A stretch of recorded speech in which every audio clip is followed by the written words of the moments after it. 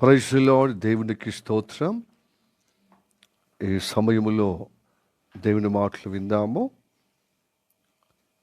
దైవ ప్రణాళికను మనం తెలుసుకోవటకు ఇచ్చిన భక్తులకందరికీ, ఆసక్తిగా వినటానికి సిద్ధంగా ఉన్న వారందరికీ ప్రభువైన యేసు నామములో మరొకసారి వందనాలు తెలియజేస్తున్నాను. Praise the lord. ఓకే, యోహాను సువార్త 10వ అధ్యాయము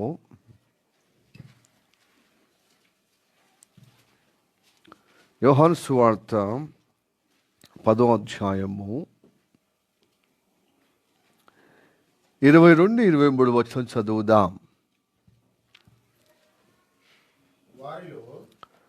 యోహాను సువార్త 10వ అధ్యాయము 22-23 వచనాలు. ఆలయ ప్రతిష్ఠ పండుగ యెరూషలేములో జరుగుచుండెను. అది శీతాకాలము. అప్పుడు యేసు దేవాలయములో సొలొమోను మంటపమున తిరుగుచుండగా. సరిపోయింది.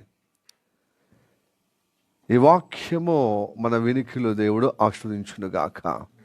చిన్న ప్రార్థన చేసుకుందాం.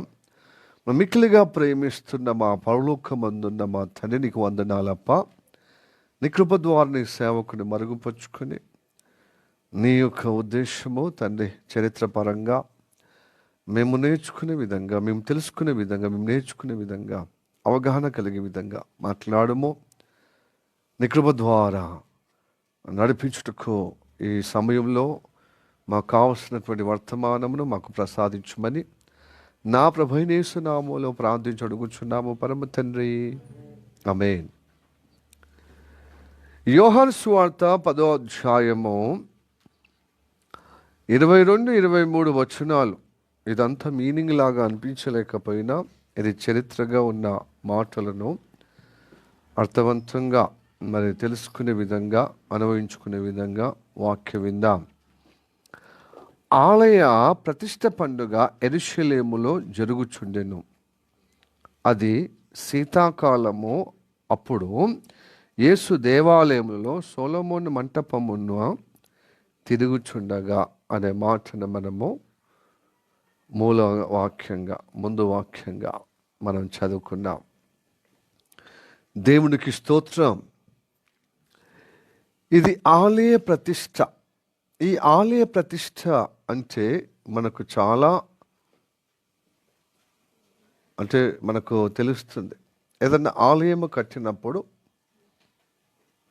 భవనం కట్టినప్పుడు ఇది దేవుని ఒక గుడిగా, ఇది దేవుని ఈ కారణం నుంచి దేవుడు ఈ గుడిలో దేవుని చూపు, దేవుని యొక్క నివాసం, సావాసం భక్తులు చేసినప్పుడు ఈ ఆలయంలో దేవుడు ఉండేటట్లు కానీ మనం ఒక ప్రార్థన చేసి ఒక ప్రతిష్ఠ, ఇది దేవుని పేరు మీద ప్రతిష్ఠ చేసే ప్రక్రియ మనము చూస్తూ ఉంటాం కదా.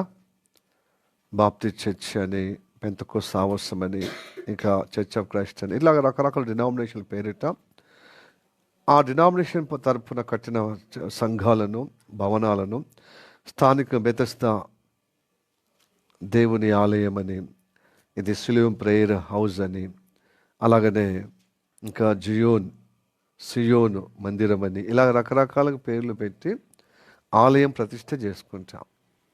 మంచిదే. అయితే యేసుప్రభు కాలంలో ఈ ఆలయ ప్రతిష్ఠ అన్నప్పుడు మనకు అనిపిస్తుంది, సొలొమోను దేవాలయము కట్టింది కదా. ఆ ఆలయం సొలొమోను కాలంలో ప్రతిష్ఠ చేయబడిన ఆ పద్ధతిని, లేకపోతే ఆ ఆలయం ప్రతిష్ఠ చేసిన ఆ దినము వీళ్ళు పండుగలా జరుపుకుంటున్నారేమో అనే ఒక మరి అభిప్రాయం వస్తుంది. కానీ అది అభిప్రాయం రావడము సహజమే. ఎందుకంటే ఆ రోజు సొలొమోను దేవుడు ఆదేశించిన ప్రకారం సొలొమోను ద్వారా కట్టబడ్డది, ప్రతిష్ఠ చేయబడ్డది దేవునికి, నిజ దేవునికి. దేవునికి ఆలయంలో ఉండేటకు అంత గొప్పదేమీ కాదన్నాడు. ఏమని అన్నాడంటే, భూమి నా పాదపీఠం, ఆకాశం నా సింహాసనం, నేను ఈ హస్తకృత్యంలో నీ నివాసం ఉండగలుగుతానా అన్నాడు. మనుషులు కల్పించిన, మనుషులు కట్టడం ఇచ్చిన, కానీ అయ్యా ఇది నీవు నివాసం ఉండటానికి కాదు, నీ భూమి మీద నువ్వు పట్టజాలం, అసలు విశ్వాములనే పట్టజాలం. కుమ్మరి సృష్టి అంటే కుమ్మరి వ్యక్తి కుండను తయారు చేసినప్పుడు కుండలో పడతాడండి. కుండ వెలుపల ఉండి కుండను తయారు చేస్తాడు కదా, అట్లనే సృష్టికర్త కూడా ఉన్నాడు.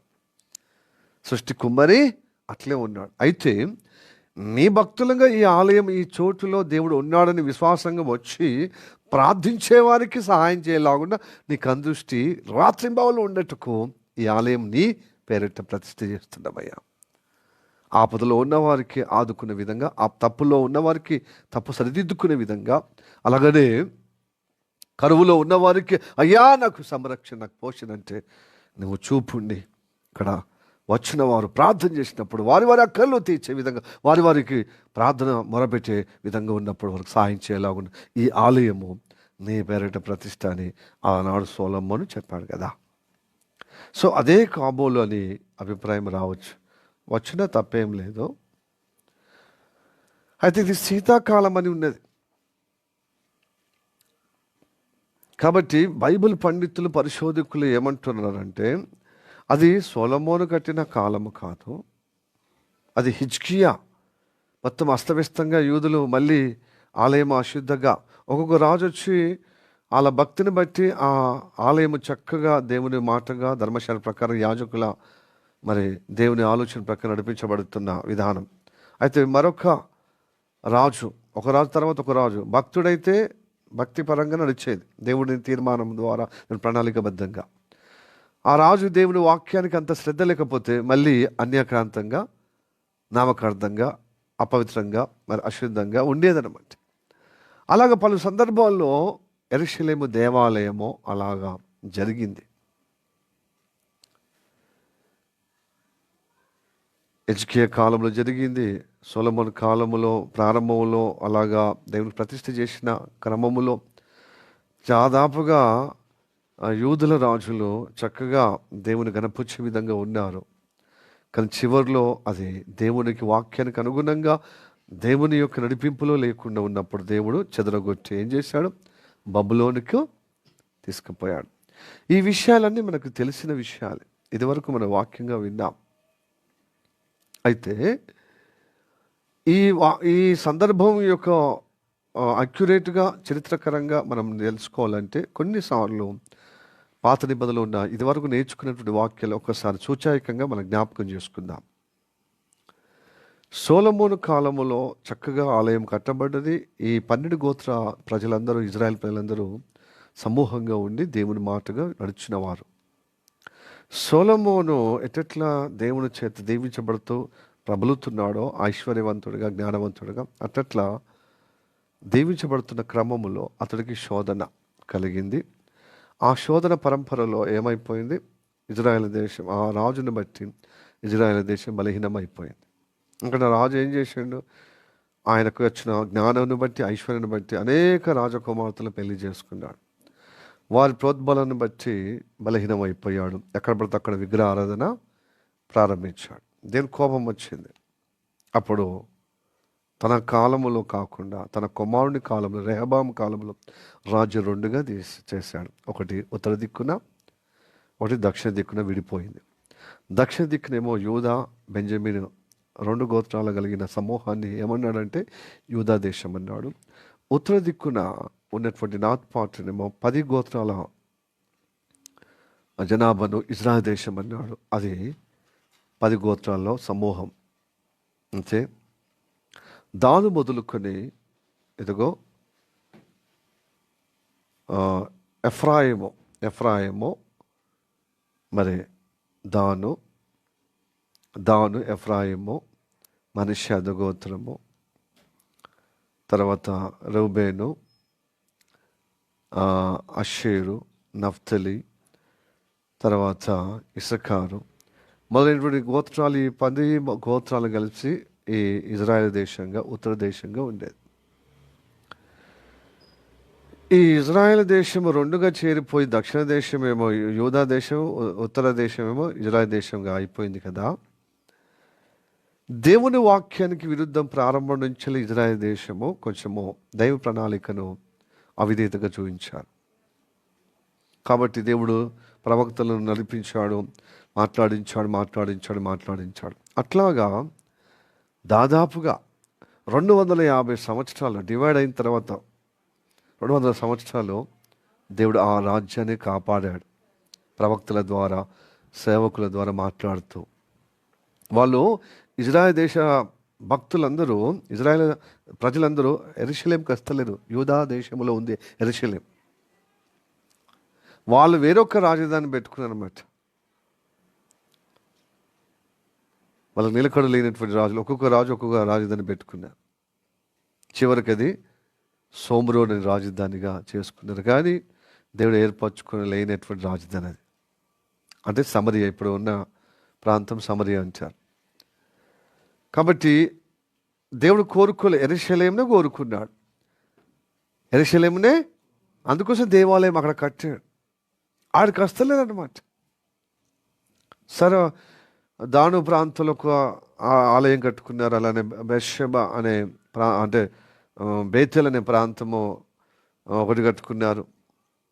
అట్లా రకరకాలుగా ఎక్కడ దేవుడు ప్రవక్తలను నియమిస్తాడు, అక్కడ ప్రవక్తలు ఇది ఉన్న స్థలం అని ఏర్పరిచి అక్కడనే దేవాలయం కట్టుకి, అంటే దేవుడు ఉన్నాడని చెప్పి అక్కడ యెహో దేవుడు అని పేరు, యెహో దేవుడు వేరే ఒక దేవత విగ్రహం చేసుకొచ్చి అక్కడ మొత్తం కలుషితం చేసుకున్నారు.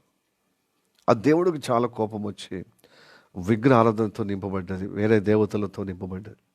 అప్పుడు దేవుడు చాలా ఆయాసం కలిగి వాళ్ళు అషూరు సామ్రాజ్యానికి, అషూరు రాజు వచ్చి 3 దఫాలుగా దండెత్తి వీళ్ళని తీసుకుపోయారు. అషూరు దేవుడు చాలా చక్కగా చెప్పాడు, కానీ వెళ్ళలేదు, వెళ్ళిపోయారు. వాళ్ళు ఇక అక్కడి నుంచి వెళ్ళి వాళ్ళు ప్రస్తావన లేదు, ఇక మొత్తం లోకంలో కలిసిపోయినట్టుగా అయిపోయారు. లోకంలో మొత్తము కలిసిపోయినట్టుగా అయిపోయారు, చెరపట్టబడ్డారు. అయితే కొంతమంది భక్తులు మాత్రము మనష్య గోత్రం నుంచి, ఎఫ్రాయి గోత్రం నుంచి మళ్ళీ యెరూషలేంకి వచ్చారు.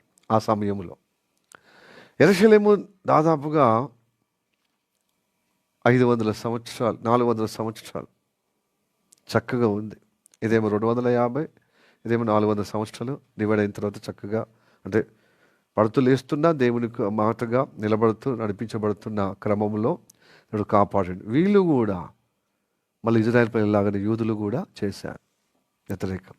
అప్పుడు వీళ్ళు 3 దఫాలుగా బబులోనుకు కొనిపోబడ్డారు. ఈ అషూరు రాజు వీళ్ళని ఎలా తీసుకుపోయారో చెరకు, ఈ అషూరియులు కూడా ఏం చేశారు, ఈ యూదుల మీద దాడి చేశారు. కానీ అప్పుడు హిజ్కియా ప్రార్థన చేశాడు. ఆ ప్రార్థన చేసినప్పుడు, కన్నీల ప్రార్థన చేసినప్పుడు, ఉపవాస ప్రార్థన చేసినప్పుడు ఈ అషూరు వాళ్ళే వచ్చారు. ఒకసారి అషూరు వాళ్ళు వచ్చారు, ఒకసారి ఐగుప్తు రాజు వచ్చాడు, ప్రయత్నం చేశాడు. కాబట్టి దేవుడు ప్రొటెక్షన్ చేసి ఆ రాజు యొక్క ప్రయత్నాలు కాకుండా వెళ్ళిపోయారు. కానీ వీళ్ళు రోజుకు బలహీనం అయిపోతున్నారు. అప్పుడు బబులోను రాజు నెబుకద్నెజర్ నాయకత్వం ద్వారా, ఆ రాజు ద్వారా 3 దఫాలుగా చెరపట్టబడ్డారు. 70 సంవత్సరాలు దైవ ప్రణాళిక కలుగుటకు 70 సంవత్సరాలు దేవుడు అక్కడికి పంపించి వాళ్ళకి బుద్ధి చెప్పే విధంగా. తర్వాత మళ్ళీ వాళ్ళ దేవుడి జ్ఞాపకం చేసుకుని భక్తుల యొక్క ద్వారా ప్రేరేపించి వాళ్ళ పక్షంలో భక్తులు, ప్రవక్తలు ఉపవాసం చేసి, తండ్రి మాకు ఇచ్చిన వాగ్దానం 70 సంవత్సరాలు ముగించబడుతుందని దానియేలు, తర్వాత హెజ్కేలు, తర్వాత ప్రార్థన చేశారు. అప్పుడు యూదుల అధికారైనటువంటి ఎవరి ద్వారా వస్తున్నారు, మళ్ళీ జెరుబ్బాబెలు ద్వారా వస్తున్నారు, నెహెమ్యా ద్వారా వచ్చారు కొంతమంది, తర్వాత ఎజ్రా, శాస్త్రి అయిన ఎజ్రా ద్వారా వచ్చి పునర్నిర్మాణం చేస్తున్నారనమాట. అప్పుడు ఆ పునర్నిర్మాణంలో హగ్గై, జకరియా ప్రవక్తలు ఉన్నారు, మలాకి కూడా ఉన్నారు. వాళ్ళ దేవాలయం కట్టి మళ్ళీ కాంపౌండ్ పెట్టి గోడలు లేపి పునర్నిర్మాణం చేసి మళ్ళీ ఆలయాన్ని దేవుడికి ప్రతిష్ఠ చేసి ప్రార్థన ప్రారంభించినప్పుడు మళ్ళీ ఇబ్బంది అయిపోయారు. ఇప్పుడు వీళ్ళు ఎవరి పరిపాలనలో వీళ్ళు చెదిరిపోయారు చెప్పండి. ఈ ఎవరు బబులోనుకి ఎవరి పరిపాలన అంటే బబులోనియన్ ఎంపైరర్ నెబుకద్నెజర్. మంచిగా వినాలి. ఇక ఇక ఈ వాక్యానికి రావటానికి, మన మూల వాక్యానికి, ఆ భావనానికి, అంటే ఆ తాత్పర్యంలో మనం నిలబడటానికి ఈ వాక్యాలను నేను వింటున్నా. బబులోన్ తర్వాత పారసిక సామ్రాజ్యం వచ్చింది, మాదీయుల పారసిక సామ్రాజ్యం. ఇది చరిత్ర, అందుకోసమే వినాలి. అప్పుడు సత్యము, చరిత్రలో సత్యం ఉంటుంది. ఆధ్యాత్మికంగా నేర్చుకుని మనము స్థిరపరచబడటానికి ఉపయోగపడుతుంది, దోహదపడుతుంది అందుకోసమే ప్రణాళిక తెలుసుకోవాలి. చరిత్ర అంతా కాలరాస్తున్నారు సమాజం అంతా. దేవునిది ఏర్పాటు లేకుండా దేవుని యొక్క చరిత్రను, దేవుని యొక్క ప్రణాళికలో నడిచే చరిత్ర అంతా తారుమారు చేసి మనుషు కల్పించినటువంటి దయ్యము ప్రలోభంలో పడిపోయి అంతా తారుమారు చేస్తున్నారనమాట. అందుకోసమే క్రైస్తవులకు చరిత్ర చక్కగా అవగాహన కలిగి ఉండాలి. కాబట్టి బబులోను సామ్రాజ్యము అయిపోయిన తర్వాత మాదీయుల సామ్రాజ్యం వచ్చింది. వాళ్ళ పరిపాలనలో కోరేషు అనే రాజు వీళ్ళని కటాక్షించి, అక్కడ 70 సంవత్సరాలు అయిపోయింది కదా, కటాక్షించి ప్రేరేపించాడు దేవుడు ఆ రాజు ద్వారా. యూదులను పంపించాడు, మీ దేశానికి పోయి చక్కబరుచుకొని మీ ఆలయం కట్టుకోండి అని చెప్పి సొమ్ములు, ఆర్థిక సాయాన్ని కూడా అందించాడు. చాలా డబ్బులు కూడా పంపి వాళ్ళని ప్రోత్సహించాడు. అప్పుడు వారి పరిపాలనలో నిలదొక్కున్న క్రమములో ఈ లోపల ఈ రాజ్యం కూడా బలహీనమైపోయి గ్రీకుల సామ్రాజ్యం వచ్చింది.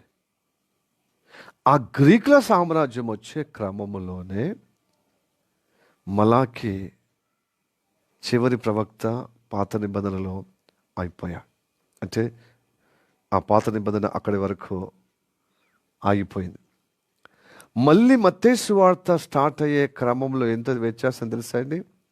అంటే మత్తయి సువార్త ప్రస్తావించిన విధానం, ఒక భక్తుడు, ఎవరు, బాప్తిస్మం యోహాను, మళ్ళీ దేవుడు తన కృపను బట్టి ఒక ప్రవక్తను జన్మింపజేశాడు. అంటే మలాకి ఉన్న ఈ బాప్తిస్మిచ్చి యోహాను వరకు 400 సంవత్సరాలు అన్నమాట. ఈ 400 సంవత్సరాల గ్యాపే మలాకి ఉన్న మత్తయి సువార్త గ్యాప్ పీరియడ్ ఏంటి చెప్పండి? 400. ఆ సమయంలో గ్రీకీయులు వచ్చారు. గ్రీక్ సామ్రాజ్యం, గ్రీకులు. అక్కడ అది సైలెంట్ పీరియడ్ అంటారనమాట బైబిల్ పండితులు. అంటే దేవుడు ఏ ప్రవక్తను పంపాలి, లాస్ట్కి మలాకి వరకే. ఆ 400 సంవత్సరాలు దేవుడు సైలెంట్ అని ఏ ప్రవక్తను పంపినట్టుగా దేవుడు యొక్క మరి భక్తులు ఉన్నట్టు కనబడతలేదనమాట బైబిల్లో. దాన్ని సైలెంట్, మౌన కాలమని, సైలెంట్ కాలమని, దేవుడు మాట్లాడలేని కాలమని, పైనుండి దేవుడు ఏమి ప్రత్యక్షత జరగలేదని ఆ కాలమని చెప్పబడ్డది.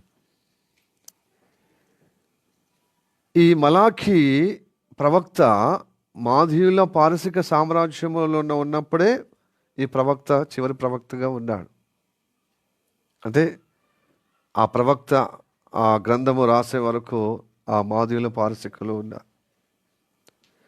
ఆ తర్వాత క్రమముగా ఏమైపోయింది, గ్రీక్ సామ్రాజ్యం వచ్చింది ఆటోమేటిక్గా. క్రీస్తు పూర్వము 333 సంవత్సరంలో ఈ గ్రేట్ అలెగ్జాండర్ ఒంటి చేత విజయాన్ని అనుగ్రహించాడు. ఇది దేవుని ప్రణాళిక. అయితే చారిత్రాత్మకంగా ఇలాగా గ్రంథంగా ఏదైతే ఈ మాదీయులకు సామ్రాజ్యం బబులోను రాజుల కాలములో దినవృత్తాంతములో అలాగనే ప్రవక్తల అనే సమయములో ప్రస్తావించినట్టుగా స్పష్టతగా ఈ గ్రీకుల సామ్రాజ్యము అంత వివరణాత్మకంగా కనబడతలేదు, కానీ ప్రవచనాత్మకంగా కనబడుతుంది. దానియేలు గ్రంథాలు కనబడుతుంది, ప్రైజ్ ది లార్డ్, హల్లెలూయా. ఒక బలవంతుడు వస్తాడు, మేకపోతు అనే విధానం ప్రవచనం ఉందన్నమాట. సో ఆ ప్రవచనం ఆధారంగా గ్రీక్ సామ్రాజ్యము ఈ భూమి మీద మాధవుల కంటే, పారసిక సామ్రాజ్యం కంటే బలమైన సామ్రాజ్యము గ్రీకుల సామ్రాజ్యం. ఆ గ్రీకు సామ్రాజ్యం 10 సంవత్సరాలు ఈ అలెగ్జాండర్ పరిపాలిస్తాడు. ఈ లోపు ఆయన చనిపోతాడు.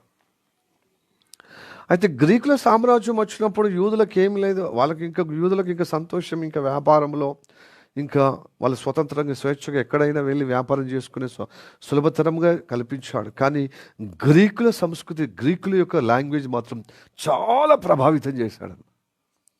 ఈ రోజులలో ఇంగ్లీష్ వస్తేనే ప్రపంచంలో ఎక్కడైనా తిరగవచ్చు, ఏదైనా వ్యాపారం, ఏదైనా ఉద్యోగం, ఏదైనా నిలదొక్కునే విధంగా ఇంగ్లీష్, ఇంటర్నేషనల్ లాంగ్వేజ్ ఇంగ్లీష్ అని సౌలభ్యంగా, అది అన్ని భాషలకు అనువైన విధానంలో ఎట్టే కమ్యూనికేషన్గా ఏ దేశం వెళ్ళినా ఇంగ్లీష్ కమ్యూనికేషన్ వస్తే మన వ్యాపారం చేయొచ్చు, ఉద్యోగం చేయొచ్చు, ఎక్కడైనా బతుకుతెరువుగా నివాసము మరి ఉండొచ్చని ఏ విధంగా ఇప్పుడు ఇంగ్లీష్ భాషను మనము నేర్చుకుంటున్నామో అట్లనే గ్రీకుల భాష అంత ప్రసిద్ధి గావించే విధంగా చేశారన్నమాట.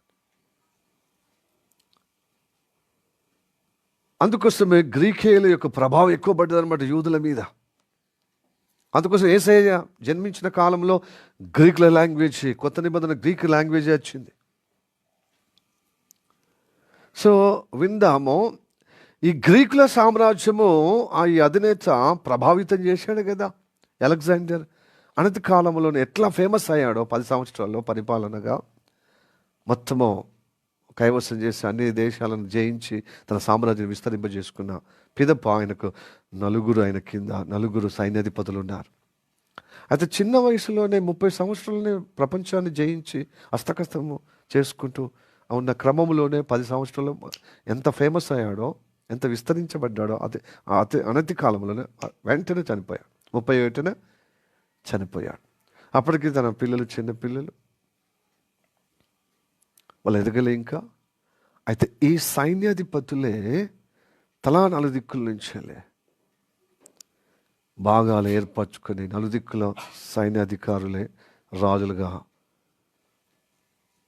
స్థాపించబడ్డారు. ఇది ప్రవచనాత్మకంగా దానియేలు గ్రంథంలో ఉంది. ఆ వాక్యం చదువుదాం. 8వ అధ్యాయము. ఇప్పుడు కొంచెం అవగాహన కలిగి ఉందాం ఈ వాక్యము. ఎందుకంటే మొన్నటి దినాన ఆదివారం రోజున ఆస్ట్రేలియాలో యూదులు చంపబడ్డారు. హానోక్ అనే పండుగ ఫెస్టివల్ ద్వారా. ఆ పండుగ వారు ఎందుకు ఆ పండుగను ఆచరిస్తున్నారు, ఏ విధంగా అనేది కొంచెం చరిత్ర ఆధారంగా తెలుసుకొని మనం దీనిలో నేర్చుకోవాల్సినది నేర్చుకునే విధంగా సిద్ధపడదాం. ఓకే, దానియేలు గ్రంథము 8వ అధ్యాయము 8వ వచనం. ఆ మేకపోతు అత్యధికముగా బలము చూపుచూ వచ్చని మేకపోతు అలెగ్జాండర్ ప్రవచనంగా చూపబడుతుంది. అతన్ని గురించే ప్రస్తావించబడుతుంది. అది బహుగా పుష్టి అంటే బలం పొందగా, పుష్టి పొందగా దాని పెద్ద కొమ్ము విరిగెను. ఇది గ్రీకుల సామ్రాజ్యానికి చూపిస్తున్న ఈ మేకపోతు. ఆ మేకపోతు యొక్క కొమ్ము ఏంటిది? పెద్ద కొమ్ము అలెగ్జాండర్ అన్నమాట. అది ఎంతగా అది ప్రబలుతుందో, బలిష్టంగా తయారైందో అది ఊడిపోయిందంట. కొమ్ము రాజరికానికి, పరిపాలనకు సూచన, రాజుకు సూచన. ఈ బలమైన పెద్ద కొమ్ము ఏమైంది అంటే, ఈ బలమైన పెద్ద కొమ్ము ఏంటి తెలుసా? ఎవరు? అలెగ్జాండర్ సూచిస్తుంది. అలెగ్జాండరు చనిపోయింది అంటే ఆ కొమ్ము ఊడిపోయింది. ఆ కొమ్ముకు బదులుగా ఏమైందో చూడండి. ఆ పెద్ద కొమ్ము విరిగిన బదులుగా 4 ప్రసిద్ధమైన కొమ్మును ఆకాశం నలుదిక్కులకు 4 పెరిగెను. సరిపోయింది. హల్లెలూయా. 4 కొమ్ములు వచ్చినాయి అన్నమాట. ఈ 4 కొమ్ములు ఎవరు? సైన్యాధిపతులు నలుగురు, 4 భాగాలుగా ఏర్పరచుకొని నలుగురు రాజులుగా పరిపాలించే విధంగా సిద్ధపడ్డారు. ఇది మళ్ళీ చెప్పబడ్డది చూడండి, 11వ అధ్యాయము 3-4 వచనంలో కూడా చెప్పబడ్డది. అంతలో శూరుడకు ఒక రాజు పుట్టి మహావిశాలమైన రాజ్యం నేలి ఇష్టానుసారంగా జరిగించును. అతడు రాజైన తర్వాత ఆయన రాజ్యము శిథిలమై ఆకాశము నలుదిక్కుల విభాగింపబడిను. అది అతనికి, అంటే ఈ గ్రీకు రాజు అయిన అలెగ్జాండర్ వంశపు వారు గాని అతడు ప్రభుత్వం చేసిన ప్రకారము చేయువారికి గాని విభాగింపబడలేదు. అతని ప్రభుత్వము, అతని వంశము, తన యొక్క తీగ, తన రక్త సంబంధాలు మొత్తం వేరుతో అంటే పెకిరి వేయబడెను. పెరికి వేయబడెను. అతని వంశము వారు దాన్ని పొందరు గాని అన్యులంటే ఇదిగో తమ రక్త సంబంధులు కాదు, ఆయన కడుపు పుట్టిన వారు కాదు, ఆయన సైన్యాధిపతులుగా ఉన్నవారు అన్యులంటే వేరే, అంటే ఈయన రాజ్య సంబంధులే కానీ వంశం సంబంధులు, రక్త సంబంధులు కాదు, వేరే అన్యులు. అంటే ఈ సైన్యాధిపతులే నలుదిక్కులో ఉన్నటువంటి తన రాజ్య, విశాలమైన తన రాజ్యానికి 4 భాగాలుగా చేసుకుని రాజులుగా నియమించబడ్డారు. మంచిగా వినండి. ఆ నియమించిన భూభాగాన్ని కొంచెం మనము వివరణంగా తెలుసుకుందాం. ఓకే, తూర్పు రాజ్యానికి ఒక సైన్యాధిపతి దాన్ని ఆసియా రాజధానిగా చేసుకొని ఆ తూర్పును లిసిమేకస్ అనే ఒక సైన్యాధిపతి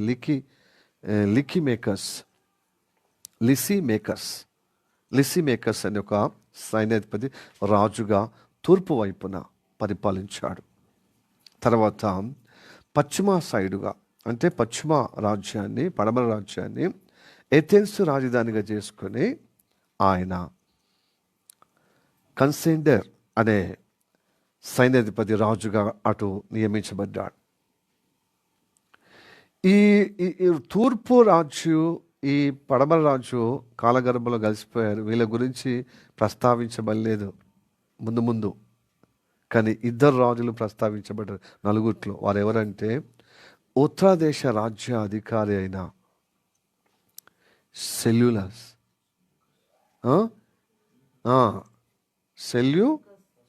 సెల్యూకస్, తర్వాత దక్షిణ దేశ రాజ్యానికి ఈజిప్షియన్ రాజధానిగా చేసుకున్నారు. ఆ దక్షిణ, అంటే ఉత్తర దేశము సిరియా రాజధానిగా, సిరియా దేశాన్ని, ఇజ్రాయెల్ దేశానికి ఆనంద దేశమైన ఈ పరిశుద్ధ దేశమైనటువంటి ఉత్తర దిక్కేంటి సిరియా కదా. సిరియా మొదలుకొని ఆ పైన భూభాగం అంతా అంతియోక రాజధానిగా చేసుకుని వారు పరిపాలిస్తున్నారు. అతని పేరేంటిది? ఉత్తర దేశం పరిపాలన చేసే వ్యక్తి పేరు సెల్యూకస్ అండి, సెల్యూకస్. అలాగే దక్షిణ దేశము రాజధాని పేరు టొలోమి.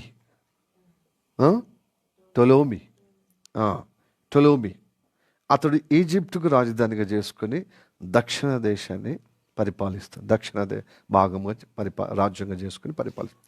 వీరిద్దరూ ప్రస్తావించబడ్డారు. ఎందుకంటే ఇది యెరూషలేము ఇజ్రాయెల్ దేశం చుట్టూరుగానే ఉంది కాబట్టి దేవుడు ప్రవచనకంగా, చరిత్రగా స్థిరపరిచాడు అన్నమాట.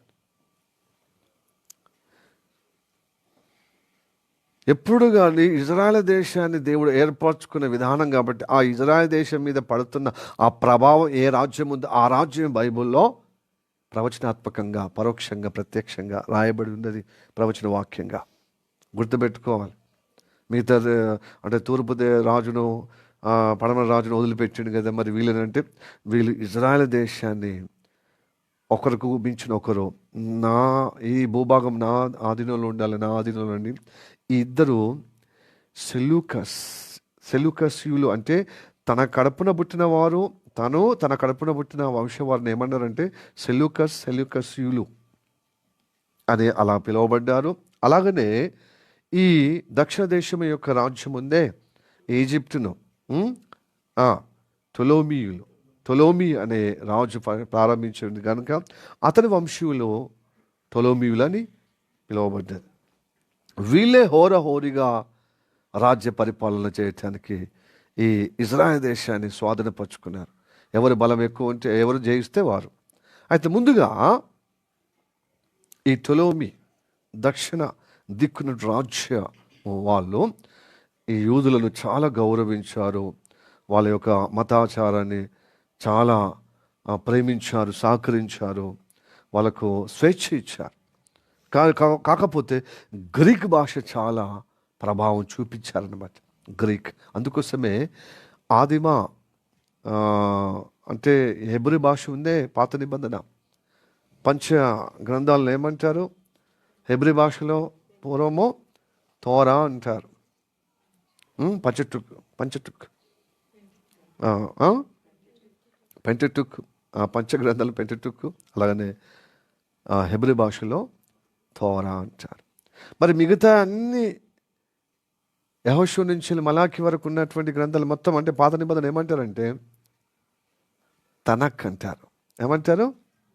తనక్. ఆ తనక్ అనే పాత నిబంధనను ఈయన గ్రీకు భాషలో టొలోమి రాజు అంటే ఆ రాజు తర్వాత వస్తారు కదా రాజవంశీయులు. ఏ రాజు అయితే 288 నుంచి 282 వరకు ఆయన ప్రభావితం చూపించాడు. అంటే యూదులకు ఒక ప్రత్యేక కన్సిడర్ చేశాడు.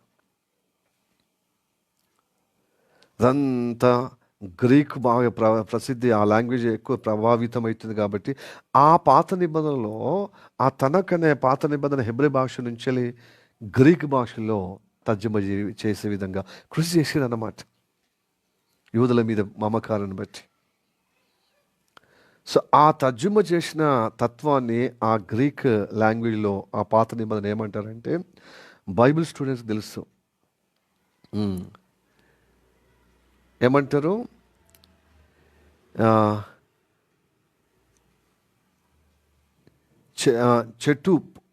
చెటూప్ జెంట్ ఏమంటారు చెప్పండి, నేను మళ్ళీ చెప్తాను. నేను ఇక్కడ రాసుకున్నాను. చెప్టూ జెంట్ అంటారు. చెప్టూ జెంట్ ఇది పాత నిబంధనలో గ్రీక్ లాంగ్వేజ్ వేసినప్పుడు ఆ ప్రాతులను చెప్టూ జెంట్, ఇది బైబిల్ ట్రైనింగ్లో బైబిల్ విద్యార్థులకు అవగాహన ఉంటుంది అన్నమాట. ఎందుకు చెప్తానంటే గ్రీకులు ఏ విధంగా యూదులకు ప్రభావితం చేశారు. ఏ రాజ్యము, దక్షిణ రాజ్యము, ఉత్తర రాజ్యము, ఎవరు అంటే ఈ రాజ్యాలు దక్షిణ రాజ్యము కానీ ఉత్తర రాజ్యం కానీ ఎవరు మరి ప్రవర్లో ఈ యూదులు చాలా మరి ప్రబలింది. ఈ మత గ్రంథాన్ని లేక వాళ్ళ స్వేచ్ఛగా ఆరాధన చేసుకునే అవకాశంగా దేవుడు కల్పించాడు అనేది ఈ చరిత్ర మనం తెలుసుకోవాలి. దీనిలో ఇప్పుడు మన మూలవాక్యానికి భాగానికి మనము తెలుసుకోవటానికి ఇది ఉపయోగపడుతుంది అన్నమాట. అయితే చెప్టూ జెంట్ అనేది రాసిన తర్వాత చక్కగా నడిపించబడ్డారు. ఎప్పుడు దాకా నడిపించబడ్డారండి? 200 క్రీస్తు పూర్వము 204 వరకు ఈ దక్షిణ దేశపు ఈ టొలోమీయుల రాజే వంశీయులే పరిపాలించారు. అప్పుడు చక్కగా ఉన్నారు యూదులు. ఎందుకంటే వాళ్ళ భాషలో కూడా ఈ గ్రంథము తర్జుమా చేయబడేది కాబట్టి మంచిగా ఇంకా సౌలభ్యంగా ఉన్నారు. అయితే ఈ భాషని బాగా కృషి చేసినటువంటి వ్యక్తి రాజు టొలోమి ఫిలదెల్ఫస్ అనే రాజు బాగా కృషి చేశాడనమాట. ఈ లాంగ్వేజ్ గ్రీక్లో తర్జుమా చేసే విధంగా చెప్టూ జెంట్ అనే ప్రతులుగా పేరు పెట్టి అందరికీ మరి యూదుల ఫేవర్గా ఉన్నట్టుగా మరి యూదుల మంచి స్వతంత్రంగా స్వేచ్ఛగా వాళ్ళు మత గ్రంథాన్ని వేరే లాంగ్వేజ్లో కూడా, అంటే ఆ గ్రీక్ లాంగ్వేజ్ బాగా ప్రసిద్ధిగా అయింది కనుక ఆ లాంగ్వేజ్లో తర్జుమా చేయటం కృషి చేశాడు. సో చక్కగా ఉన్నారు, 204 సంవత్సరాలు మంచిగా ఉన్నారు. కానీ ఈలోపు ఉత్తర రాజ్య దక్షిణ రాజ్యము ఎప్పుడు పోటాపోటీకి ఇది ఈ భూభాగము నాకు మా స్వాధీనంలో అని యుద్ధాలు చేస్తూ భీకరంగా యుద్ధాలు చేస్తూ ఉన్నారు. యూదులు ఆగమయ్యే విధంగా. అయితే యూదులు ఎక్కువ శాతము ఈ రాజు ఈ దక్షిణ దిక్కు ఉన్నప్పుడు వీళ్ళు గెలిచారు. యూదులు క్రమేపీ కొంతమంది ఉంటారు కదా, మళ్ళీ ఉత్తర దేశం రాజుగా ఏకీభవించినప్పుడు వాళ్ళు గెలవడం మొదలుపెట్టారు. అలాంటి గెలిచిన రాజే అంతియోక్య అనే 3వ రాజు, 4వ రాజు. ఈ 2000 క్రీస్తు పూర్వము 204 నుంచి వీళ్ళ దేశము అంటే ఉత్తర రాజ్య కైవసం అయిపోయింది. ఘోరంగా విగ్రహారాధనతో యెరూషలేము ఆ యొక్క చుట్టు ప్రాంతాల్లో యూదా ప్రాంతం అంతా మొత్తం కలుషితం చేశాడు. పెద్ద పెద్ద కట్టడాలు విగ్రహారాధన తీసుకొచ్చి బహుబలంగా విగ్రహారాధనకు క్రీస్తు పూర్వము 176 నుంచి 163 వరకు బలంగా యూదులను ఇబ్బంది పాలు చేసినప్పుడు యూదులు చాలా చెదిరిపోయారు. బబులోను సమయంలో చెదిరిపోయారు, అష్షూరు సామ్రాజ్యం సమయంలో చెదిరిపోయారు ఇజ్రాయెల్ ప్రజలు, బబులోను సమయంలో చెదిరిపోయారు. చెదిరిపోయినప్పుడు కొంతమంది వచ్చారు యూదా దేశానికి, దేవుడు చూపించిన వాగ్దాన స్థలానికి, ఆనంద దేశానికి, ఆ పరిశుద్ధ స్థలానికి కొద్దిమంది వచ్చారు. మిగతా వాళ్ళందరూ ఆయా నలుదిక్కులో చెదిరిపోయారు. అందుకోసం అంటాడు కదా ఎస్తేరు గ్రంథములో, హమాను అనే ఒక అధికారి రాజుతో అంటాడు, అహష్వేరోషుతో అంటాడు, ఒక జనాంగం ఉంది, అది డేంజరస్, అది ఎవరికి లోబడదు, వాళ్ళ మతము, వాళ్ళ గ్రంథము, వాళ్ళ యొక్క దేవుడు ప్రత్యేకంగా మేము దేవుని చేత ఎన్నుకోబడ్డామని మీ రాజ్యంలో నలుదిక్కులు చెదిరిపోయారు కాబట్టి వాళ్ళు నీ రాజ్యంలో ఉండడము నీ రాజ్యానికే వ్యతిరేకమని చెప్పి ఆ యూదుల మీద కోపంగా రాజుకు తప్పు రిపోర్ట్ చేసి వాళ్ళను మొత్తం భూమి మీద లేకుండా చేద్దామని పెద్ద కుట్ర పంట. ఆ కుట్రలో దేవుడు అద్భుతంగా జయమును అనుగ్రహించాడు. యూదులు ఏమాత్రమో నశించబడకుండా, ఏ వ్యక్తి అయితే ఈ కుట్ర చేసి నాకు ఆ వ్యక్తినే మరి ఉరి కంబానికి ఉరి చేశాడు కదా. సో ఇది మనకు తెలుసు. ఆ యూదుల విమోచన దినమే పూరీం అనే పండుగ ఫెస్టివల్ ఇప్పటికి యూదులు జరుపుకుంటారు. ఇది ఎస్తేరు గ్రంథంలో ఉంది 3:8లో. సో 8వ అధ్యాయంలో ఇలా కనబడుతూ ఉంటుంది. సరే, ఇప్పుడు విందాము. ఈ సెలూకసీయులు చాలా హింసించారనమాట. సెలూకస్ అంతియొక్క, 2, 3 అంతియొక్క, 4 అంతియొక్క, అంటే 4వ రాజు 3వ రాజు వాళ్ళ పేర్లే. లాస్ట్కి 8వ రాజు భయంకరంగా ప్రభావితం చేశాడు. అతని పేరు అంతియొక్క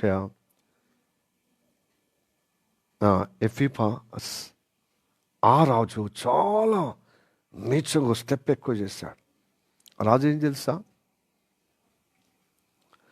అంతటితో ఆగకుండా దేవాలయం లోపలికి పోయి హేయమైన విగ్రహారాధన నిలబెట్టడమే కాకుండా, స్టార్ట్ చేయడమే కాకుండా, బలిపీఠము పడగొట్టి వాళ్ళ దేవతల బలిపీఠం కట్టి ఎక్కడ పడితే అక్కడ విగ్రహారాధనలో బలిలు అర్పిస్తూ, దేవుడు అతి పరిశుద్ధ స్థలం ఉన్నదే దేవునికి, ఆ ప్రత్యక్ష గుడారంలో, అక్కడ ఒక పందిని నిలబెట్టి అపవిత్రపరిచాడు ఆలయం అంతా.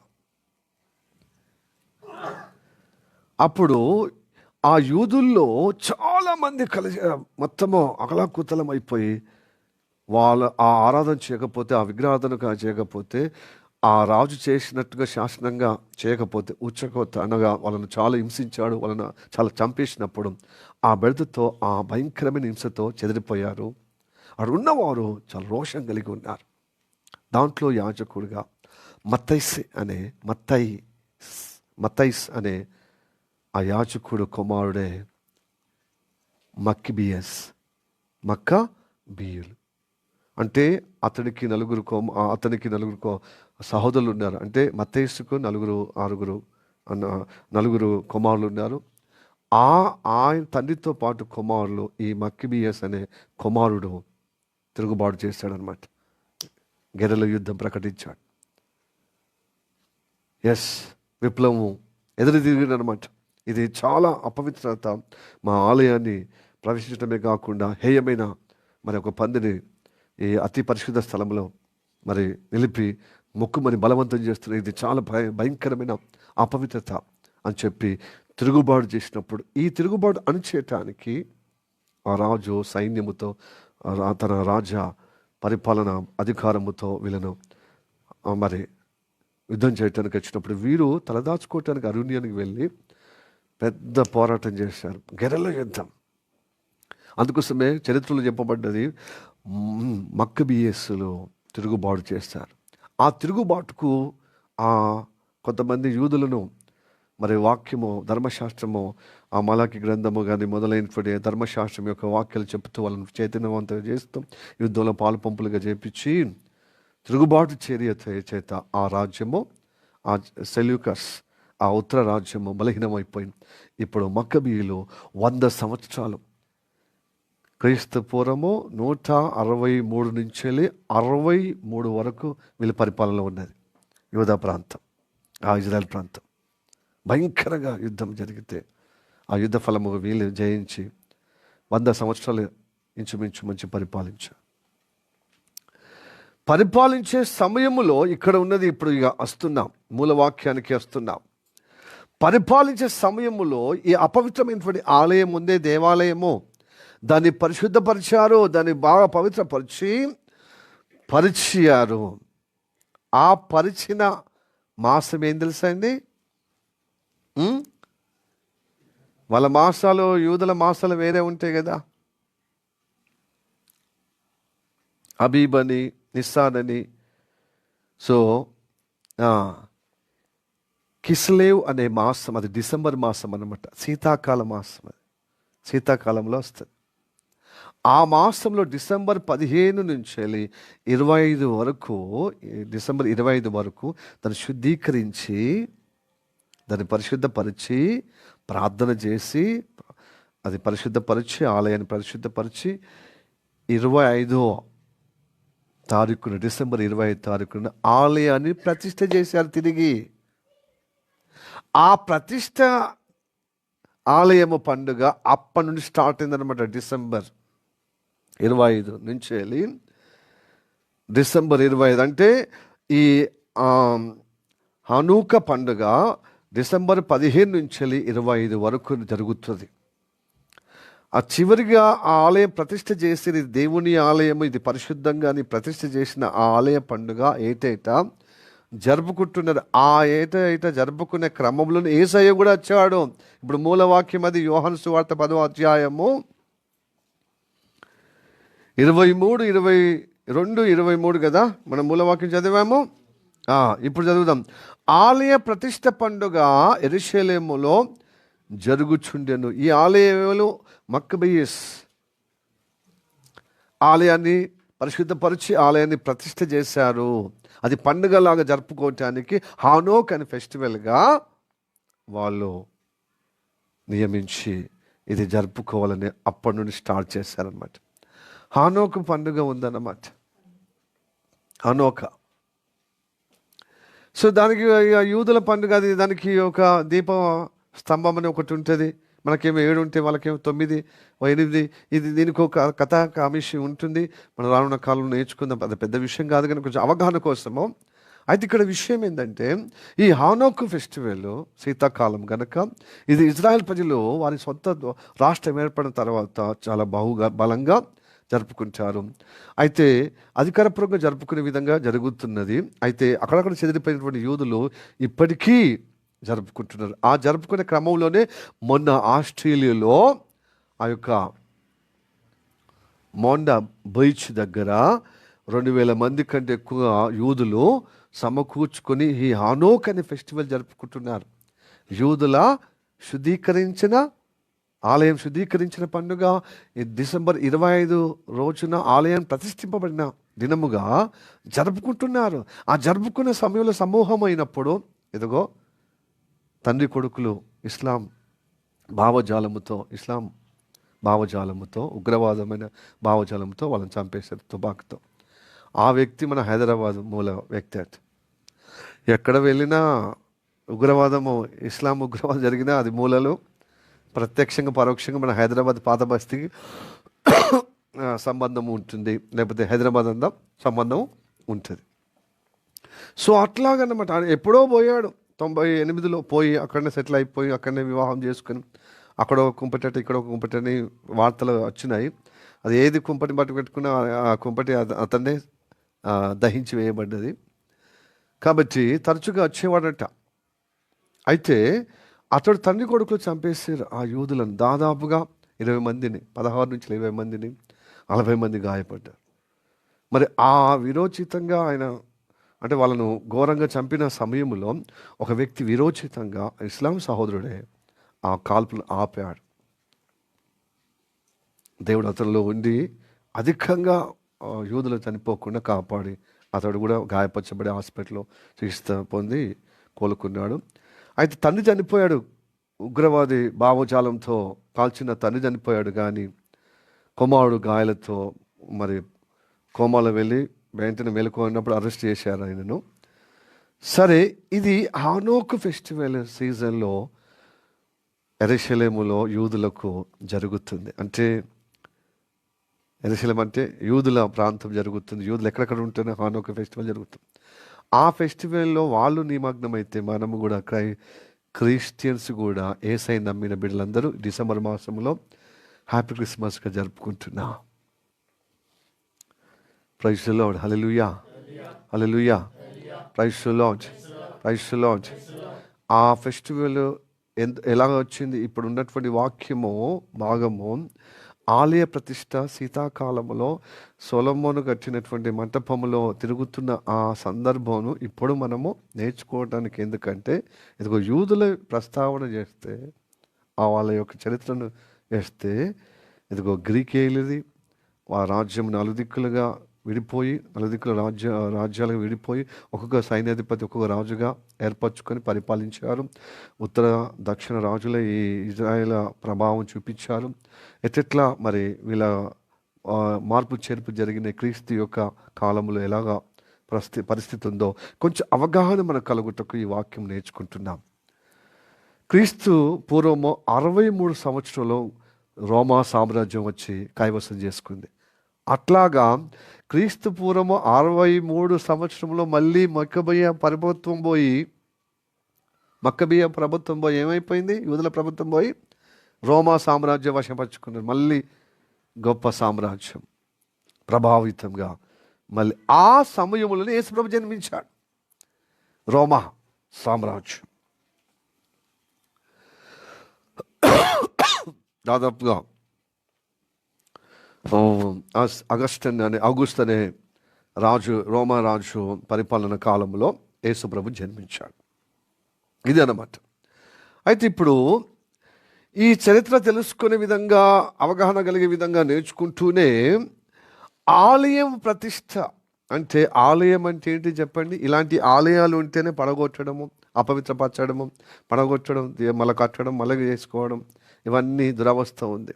అయితే ఈ ఆలయము చక్కబరిచే విధంగా, ప్రతిష్ఠ చేయబడే విధంగా ఉంది. ఈ ఆలయం చూసి గొప్ప ఆలయం అని మీరు అనుకుంటున్నారని యేసయ్య అంటాడు యూదులతో. ఆలయం చూడండి, మా ఆలయము ఎంత గొప్పగా రాతి మీద రాతి ఎంత చక్కగా కట్టబడ్డది, ఉన్నతగా టెక్నాలజీగా ఆర్కిటెక్ట్గా మంచి కట్టబడ్డది కదా అంటే ఏడ్చారు. ఆ ఆలయము మళ్ళీ కూలిపోతుంది. ఆ ఆలయము మళ్ళీ రోమా ప్రభుత్వం వచ్చినప్పుడు మళ్ళీ ఆలయం ఏమైపోయింది? శిథిల అవస్థలో పోయినప్పుడు ఆ సొలొమోను కట్టిన ఆలయము పడుతుంది, మళ్ళీ కడుతున్నారు పునర్నిర్మాణం. మళ్ళీ మొక్కబియ్యులు అయిపోయిన తర్వాత మళ్ళీ శిథిల అవస్థ అయినప్పుడు హెరోదు రాజు, అతడు కొంచెము ఏదోమీయుడు, తర్వాత యూద. తండ్రి ఏమో ఏదోమీయుడు, తల్లి ఏమో యూదురాలు. సో మిక్సింగ్ బ్రీడ్తో జన్మించిన ఈ వ్యక్తి యూదులకు అనుకూలంగా ప్రతికూలంగా ఉంటాడనమాట రాజకీయంగా. అతడు ఏం చేశాడు? యూదుల ఫేవరు, యూదుల మన్ననలో ఎన్నుకో అంటే చురుకునే విధంగా అలాగా 49 రోజులు ఏం చేసాడు? ఆలయాన్ని చక్కబరిచాడు. రంగులు ఆర్బాట్లు ఎక్కడ ఉంటుందో ఆడ పునర్నిర్మాణం అంటే అక్కడ సరి చేసుకుంటూ చక్కబరిచాడు అనమాట. ఆ చక్కపరిచే క్రమంలో యేసయ్య ఏమంటాడంటే, ఈ ఆలయాన్ని పడగొట్టండి 3 రోజులు లేపుతా అంటే, ఈ ఆలయము పలు దఫాలుగా కూలగొట్టి ధ్వంసం చేసి అది శిథిలావస్థ ఉన్నప్పుడే దాన్ని చక్కపరచడానికి 49 రోజులు. ఎన్ని రోజులు చెప్పండి? 47 49? యోహాను సువార్త 2వ అధ్యాయము. ఇది చరిత్ర ఆధారంగా ఉన్నటువంటి వాక్యాలు అన్నమాట. ఇందులో ఆత్మీయ అర్థాలు మనం నేర్చుకుంటూనే చరిత్ర కూడా తెలుసుకోవాలి మనకు. చదవండి 2వ అధ్యాయము 18వ వచనం. కాబట్టి యూదులు, నీవు ఈ కార్యము చేయుచున్నావే, ఏ సూచక్రియలు మాకు చూపుదువని ఆయనను అడగగా, యేసు, ఈ దేవాలయమును పడగొట్టుడి, 3 దినములలో దాన్ని లేపుదునని వారితో చెప్పాను. యూదులు ఈ దేవాలయము సరే, నేను దినములు అంటే 46 సంవత్సరాలు కట్టిరే, నీవు 3 దినములలో. ఇది హేరోదు కాలంలో 46 సంవత్సరాలు దాన్ని చక్కబరిచి మరమ్మత్తు చేశారు. రంగులు, ఆర్భాటాలు, ఎక్కడ ఫినిషింగ్ ఉంది అక్కడ ఫినిషింగ్ టచ్ చేసుకుంటూ దాన్ని మంచి చేయటానికి, రిపేర్ చేయటానికి 46. నువ్వు సులభంగా 3 రోజులలో పడగొట్టి 3 రోజులు లేపుతా అంటుడని వాళ్ళు భౌతిక కట్టడ వైపుగా పోయారు. ప్రియ దేని బిడ్డలారా, ఆలయం అంటే హస్తకృత ఆలయంలో నివాసం చేయనని ఆ రోజే సొలొమోను కాలంలో, దావీదు కాలంలో చెప్పాడు. ప్రవక్తల ద్వారా చెప్పబడ్డది, యెషయా ప్రవక్త ద్వారా. దేవుడు నన్ను తయారు చేసుకున్నాడు. ఆయన మనల్ని ఏమంటే తెలుసా, నేను మిమ్మల్ని తయారు చేసుకున్నాను, మిమ్మల్ని నేను సృష్టించాను, కాబట్టి మీరే నాకు ఆలయము. కాబట్టి ఈ ఆలయము మనము ఆలయంగా, యేసయ్యకు ఆలయంగా ఉంటే మనం ప్రతిష్ఠ చేసుకునే విధంగా ఉండాలి. హల్లెలూయా, ప్రైజ్ ది లార్డ్. ఎప్పుడు ప్రతిష్ఠ చేయబడినట్టుగా ఉంటుంది చెప్పండి? ఎప్పుడైతే డిసెంబర్ 25వ తారీఖున లోకమంతటా సంబరపడబోయేటువంటి ప్రజలందరికీ సంతోషం కలగబోయే యేసయ్య జన్మ పర్వదినము ఏ విధంగా ఉందో ఆ విధంగా ఎవరైతే యేసయ్యను సొంత రక్షకుడు అంగీకరిస్తారో వారి జీవితంలో యేసయ్య ఎప్పుడైతే పుడతాడో వారు అప్పటి నుండి దేవుని ఆలయముగా ప్రతిష్ఠింపబడతారు, దేవుడికే అంకితం అయిపోతారు. వారు దేవుని యొక్క స్వాధీనంలో, ఆధీనంలో, దేవుని యొక్క ప్రవచనాల్లో స్థిరపరచబడి దీని ప్రణాళికలు ఎదగగలిగి దేవుడి నివాస యోగ్యంగా ఉన్న మీరు పరలోకానికి కొనిపోబడే విధంగా స్థిరపరచబడుతున్నారు. హల్లెలూయా, ప్రైజ్ ది లార్డ్. దేవుని చేత మనము రక్షింపబడితే దేవునికి ప్రతిష్ఠింపబడాలి. అంటే దేవుడికే నా జీవితం. ఎందుకంటే దేవుడు నా పాప జీవితాన్ని, రోత జీవితం నశించిపోయే నా జీవితానికి దేవుడే రక్షించాడు. నేను చనిపోవలసిన వాడును, నేను పడగొట్టబడవలసిన వాడును. ఏడైతే పడగొట్టబడతానో అక్కడే తిరిగి నన్ను సజ్జుడుగా లేపాడు, నిలబెట్టాడు. అందుకోసమే నిలబెట్టి ఆయన వాక్యంగా మనల్ని కట్టి ఆయన ప్రతిష్ఠ ఆలయముగా మనల్ని నిలబెడుతూ నడిపిస్తున్నాడు. హల్లెలూయా, praise the lord, praise the lord, హల్లెలూయా. అప్పుడే మన నిజమైన పండుగ, లేకపోతే దండుగ. ఈ ప్రతిష్ఠింపబడినటువంటి దేవాలయం, ప్రతిష్ఠింపబడిన పండుగలని యూదులు ఇంకా జరుపుకుంటున్నారు. నిజమైన పండుగ ఎవరు చెప్పండి? క్రీస్తు. ఆ క్రీస్తును మాటలు వింటలేరు, క్రీస్తును అంగీకరిస్తలేరు. దేవుని చేత పంపబడ్డాడు దైవ కుమారుడు, అతడే ఆలయానికి ప్రతిరూపము, ఆలయానికి ప్రభు ఆయనే విశ్రాంతి. ఆయన ఆలయానికి రావడం ఏంటిది? విశ్రమించటానికి, నెమ్మది పొందటానికి. 6 రోజులు చేసిన పని భారం అంతా దేవుని మోపి విశ్రాంతి పొందుకుంటున్నాం. ప్రతి ఆదివారము దైవ సన్నిధికి రావడము అందుకోసం. హల్లెలూయా, ప్రైజ్ ది లార్డ్.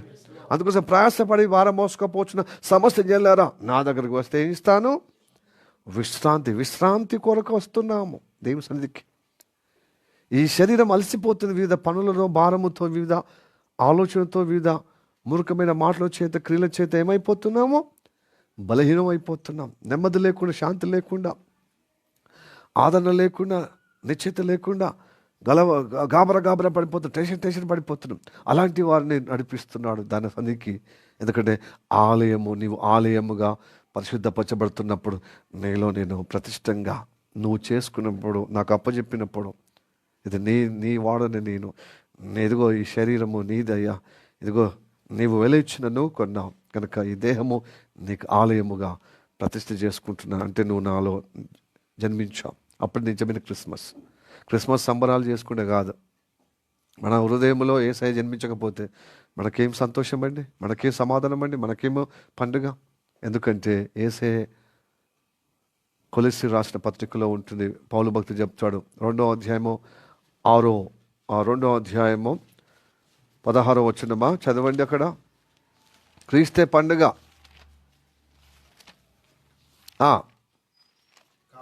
కాబట్టి అన్నపానీయముల విషయంలోనైనను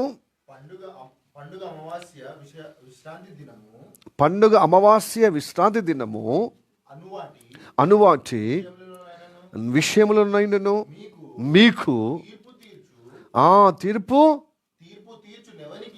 తీర్పు తీర్చు ఎవరికి అవకాశం ఇయ్యకుడి. ఇవి రాబోవానికి ఛాయే గాని నిజస్వరూపము. ఆ నిజస్వరూపము ఆయనే పండుగ, ఆయనే పౌర్ణమి, ఆయనే అమావాస్య, ఆయనే విశ్రాంతి, ఆయన అన్నపానము. ఆయన లేకుండా ఎంత అన్నపానీయమైన సంతృప్తి ఉండదు. ఆయన లేకుండా మనకు విశ్రాంతి ఉండదు. ఆయన లేకుండా మనకు పండుగ ఉండదు. ఆయన లేకుండా మనకు న్యూ మూన్ డే లేదు, ఫుల్ మూన్ డే లేదు లేదు లేదు లేదు. ఆయనే సర్వము. రాబోయే వాటికి, ఆయన రాబోదానికి ఛాయ ధర్మశాస్త్ర ప్రకారంగానే, ఇంకా చరిత్ర ప్రకారంగానే పండుగలు పబ్బాలు చేసుకున్న యూదులు కానీ ఈ అన్యులు కానీ ఏదో దేవుడి పండుగ చేసినా దండగానే తప్ప పండుగ ఉండదు. అందుకోసమే రాష్ట్ర ప్రభుత్వము క్రైస్తవుల పండుగ క్రిస్మస్ పండుగ ఏంది, ప్రపంచవ్యాప్తంగా ఒకే పండుగ అట. ఈ ఒక్క పండుగనే అంతర్జాతీయ సెలబ్రేషన్ చేసుకుంటారు. దేశమంతటా ప్రపంచమంతటా చేసుకునే పండుగ ఏంటిది, క్రిస్మస్ అని స్వయంగా మన ముఖ్యమంత్రి రేవంత్ రెడ్డి గారు చెప్పారు. సంతోషం కదా. ఏ పండుగైనా ఒక మతానికి, ఒక కులానికి, ఒక దేశానికి, ఒక వర్గానికి, ఒక ప్రాంతానికి పరిమితం. క్రిస్మస్ మాత్రం ప్రపంచమందరికీ, ప్రజలందరికీ కలగబో మహా సంతోషకరమైన సువార్త క్రిస్మస్. హల్లెలూయా. యేసయ్య జన్మదినం కాబట్టి యేసయ్య ఎవరి జీవితంలో జన్మిస్తారో వారు దేవునికి ప్రతిష్ఠింపబడ్డారు. వాళ్ళు నిజమైన దేవుని ఆలయమై ఉన్నారు. హల్లెలూయా. ఈ ఆలయం వదిలిపెట్టి ఇలాగా ఫెస్టివల్ చేస్తే, మతపరంగా చేస్తే, ఇదిగో మత ఉగ్రతతో ఏం చేసి చంపుకుంటున్నారు. అందుకోసం పాలస్తీనా యూదులు ఎందుకు అక్కడ ఘర్షణ జరుగుతుంది? భూభాగం మీద ఘర్షణ, మతం పరంగా ఘర్షణ, భావజాలంతో ఘర్షణ. క్రీస్తు అందరూ ఇస్లాం సహోదరులైన యూదులైన అలాగనే ప్రపంచంలో ఇంకా మిగతా దేవతలు, మిగతా కులస్తులు, మిగతా మతస్థులందరూ క్రీస్తుని నమ్ముకుంటే తప్ప క్షేమము, నిశ్చయత, విశ్రాంతి, పండుగ, నిత్య జీవము కలగదు. హల్లెలూయా. Praise the lord. Praise the lord. హల్లెలూయా. హల్లెలూయా. కాబట్టి ఈ శీతాకాలములో దేవుడు మనకు వెచ్చటి అనుగ్రహం ఇచ్చాడు. తెలుసా అండి? క్రీస్తు జన్మదినం జరుపుకోవటానికి మంచి చప్పళ్ళతో, మంచి కేరింతలతో, మంచి సంబరాలతో దేవుని గణపరిచే అనుగ్రహము ఈ డిసెంబర్ మాసం మనకి ఇచ్చాడు. యూదుల కంటే శ్రేష్టంగా మనం జరుపుకుంటున్నాం. హల్లెలూయా. నిజమైన క్రీస్తుని కలిగి మనము దేవుని గణపరుస్తున్నాం. వారు పండుగ ఆచారంలోనే, ఇంకా ధర్మశాస్త్ర నీడలోనే, ఛాయలోనే ఉన్నారు. అసలు రూపంలో మనం ఉన్నాం. సో మన పండుగ ఘనమైనది, వాళ్ళ పండుగ బలహీనమైన విధంగా జస్ట్ అన్యుల ఆచార ప్రకారంగా అన్యక్రాంతంగా అయిపోతుంది, నామమాత్రంగా అయిపోతుంది. హల్లెలూయా. Praise the Lord. కాబట్టి క్రైస్తవులు ఊరికి పిండి వంటలకు కొత్త బట్టలకు పండుగ అంతే కదా. యూదులో జరుపుకునే అంతే, ఇస్లాం సహోదరులు కూడా అంతే. ఆ పండుగ వరకు నిష్ట ఉంటే తర్వాత మళ్ళీ కచ్చరా ఉంటారు. ఆ పండుగ మట్టుకే నిష్ట ఉంటుంది, తర్వాత కచ్చరా అవుతారు. అలానే క్రైస్తవులు కూడా ఉన్నారు. యేసు ప్రభు పండుగల పబ్బాలకే ఉండి, గుడ్ ఫ్రైడేకు, ఈస్టర్కు, లేకపోతే క్రిస్మస్కి ఉండి, లేకపోతే తర్వాత కచ్చరా అయితే వాళ్ళు నిజమైన క్రైస్తవులు కాదండి. వాళ్ళు మత క్రైస్తవులు. వాళ్ళ యేసయ్య లేడు. వాళ్ళ నిజంగా వాళ్ళ దేహము దేవుని ఆలయంగా ప్రతిష్ఠ చేసుకున్న వారు కాదు. వాళ్ళలో దేవుడు సంచరిస్తలేడు, యేసయ్య నివాసం లేదు.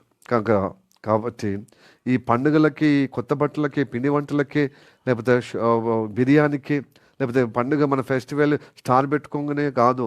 ఆ వెలుగు అంతరంగంలో వెలుగు లేకపోతే ఇంటి మీద స్టార్ ఏంటండి? అంతరంగంలో చికెన్ పెట్టుకొని, దండగా పెట్టుకొని, పైకి మాత్రం శోభాయమానంగా రంగులు వేసుకొని, కలర్లు, విద్యుత్ దీపాలతో అలంకరించుకొని, పండుగ వాతావరణం ఇంట్లోనే, లోపలనే లేదు. బయట అలంకరించుకునే ప్రయత్నం ఏముంది? దండగానే, చిల్లరగానే, ఖచ్చితంగానే ఇంకా నాశనానికి పోబడే ఉంటుంది. కాబట్టి నిజమైన పండుగ క్రీస్తు మన హృదయంలో చేర్చుకుంటేనే. కనుక డిసెంబర్ మాసం, ఈ క్రిస్మస్, ఈ సంబరాలు కలిగిన ఈ డిసెంబర్ మాసంలో క్రీస్తును కలిగిన వారం మనము గొప్పగా అన్యులకు ఏం చేయాలి? క్రీస్తు వారి హృదయంలో జన్మించే విధంగా గొప్పగా సంబరాలకు దేవుని కనపరచాలి. మనకు ఎప్పుడు సంబరమే, బట్ మనకు ఈ సులభము ఏంటి తెలుసండి? డిసెంబర్లో. ఎందుకంటే డిసెంబరు క్షేమమైనదట. ముఖ్యంగా తెలుగు రాష్ట్రం ఏది? తెలంగాణ. అదే స్వయంగా మన ముఖ్యమంత్రులే చెప్పారు. ఇప్పుడు 2వ సంవత్సరం అవుతుంది. డిసెంబర్ 7 తారీఖు వరకు తెలంగాణ కాంగ్రెస్ ప్రభుత్వం వచ్చిన నుండి 2 సంవత్సరాలు మంచి ముగించుకున్నాం. తర్వాత సోనియమ్మ అట బర్త్డే అట ఎప్పుడు 17th ఎప్పుడు 9th కావచ్చు. ఇప్పుడు అది అట్లాగా నిన్నటి దినాన రేవంత్ రెడ్డి గారు ముఖ్యమంత్రి మాన్యులు వాళ్ళు చెప్పంగా నేను విన్నాను. సో అందుకోసము ప్రియ దేవుని బిడ్డలారా, క్రీస్తు మన హృదయంలో ఉండాలి. జన్మిస్తేనే నిజంగా దేవునికి ప్రతిష్ఠింపబడిన నిజమైన దేవాలయము, సజీవ సంబంధమైన దేవాలయంగా దేవునికి మనము అర్పించుకుందాం, సజీవ యాగముగా. హల్లెలూయా. ఎప్పటికీ ఉండాలి దేవుని ఆలయముగా. అందుకోసం ఈ దేవాలయము అశుద్ధం కాకుండానే మనం ఏం చేయాలి? ప్రతి ఆదివారం వచ్చి పరిశుద్ధపరచబడి దేవుని చేత, శక్తి చేత, జీవం చేత నింపబడుతూ ఉండాలి. దేవా నువ్వు ఉండాలి, నువ్వే ఉండాలి. అప్పుడు నా జీవితానికి క్షేమం ఉంటుంది, నెమ్మది ఉంటుంది, విశ్రాంతి ఉంటుంది, పండుగ ఉంటుంది, ఎప్పుడు నిశ్చయిత ఉంటుందయ్యా. ఎప్పుడు నిత్య జీవంలో నేను చేసే దానిలో ఫలం ఉంటుందయ్యా, విజయం ఉంటుందయ్యా. మా బ్రతుకులో నీవు ఉండలేకపోతే నేను శోభాయమానంగా వెలుగుతో నింపబడలేనయ్యా. అందుకోసం అంధకారంగా మస్కబారే విధంగా ఉన్నప్పుడు వెంటనే మనం సరి చేసుకుంటూ వాక్యము ఉండాలి. వాక్యం ఉంటే యేసయ్య మనలో నివాసం ఉన్నట్టు. కనుక దేహములో, ఆలయములో, హృదయంలో ఎప్పుడూ వాక్యము నింపుకుంటూ ప్రార్థనతో ముందుకు సాగిపోవాలి. హల్లెలూయా. Praise the lord, praise the lord. హల్లెలూయా. ఈ వాక్యాల చేత దేవుడు మనల్ని ఆశీర్వదించి నడిపించునుగాక. ప్రార్థన చేద్దాం. మిక్కిలిగా ప్రేమిస్తున్న మా పరలోకమందున్న మా తండ్రి, నీకు వందనాలు, స్తోత్రము రాజా. చెప్పబడిన విషయాలను బట్టి వందనాలు. చరిత్ర ఆధారముగా తెలియజేస్తూనే మాకు ఆత్మీయంగా, పరిశుద్ధంగా ప్రభావం ఉండే విధంగానే దేవుడు ఈ లోకంలో జన్మించాడు. యేసు ప్రభు నిజమైన ఆలయము యేసయ్య. ఎవరైతే హృదయంలో చేర్చుకుంటూ వారే దేవుని ఆలయమై ఉన్నారు. హస్తకృత ఆలయంలో నివాసం ఉన్నారు. అది ఛాయగా, అది నీడగా ఉంది. అసలు రూపం క్రీస్తు మానవుడు అవతరించినప్పుడు ఎవరైతే క్రీస్తును అంగీకరిస్తారో వారిలో మధ్యలో ఉంటాడు, వారి జీవితంలో ఉంటాడు. అప్పుడే మనకు పండుగగా, విశ్రాంతిగా, మనకు గొప్పగా, సంతృప్తిగా, శోభాయమానంగా, సంతోషంగా, ఆశీర్వకరంగా, విజయవంతమైన జీవితంలో ఆనందకరంగా, సంతోషకరంగా ఉండగలుగుతామని నీ వాక్యం ద్వారా మాతో మాట్లాడినందుకు వందనాలు తండ్రి. చరిత్ర ఆధారంగా ఎలాగ యూదుల అయా తోటి ప్రభు పరిపాలన జరిగినప్పుడు ఆయా స్తోత్రం ప్రపంచవ్యాప్తంగా ఉన్నటువంటి ఆయా సామ్రాజ్యాలు, గొప్ప గొప్ప రాజ్యాలు ఆయా ప్రభు ఎలాగ పతనమయ్యి ఇట్లా వెలిగింపబడి ఎలాగ అది బలహీనమైపోయాయో, ఎట్లా ప్రభా తండ్రి యూదుల ద్వారా ప్రపంచము యూదులు మీద పరిపాలించినటువంటి రాజుల యొక్క ఏ విధంగా అంతర్ధానం అయిపోయారో, అంటే లోకంలో కలిసిపోయారో. కానీ క్రీస్తు రాజ్యమే స్థిరమైనది.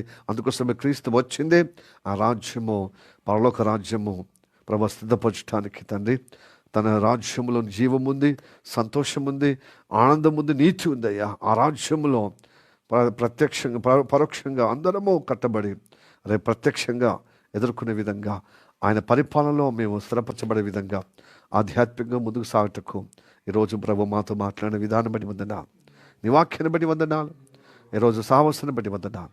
నీ కృప నియంత్రణ ఉండుగాక. యేసయ్య నామములో ప్రార్థించి అడిగి వేడుకుంటున్నాము పరమ తండ్రి. ఆమేన్, ఆమేన్. May the God bless you. Praise the lord.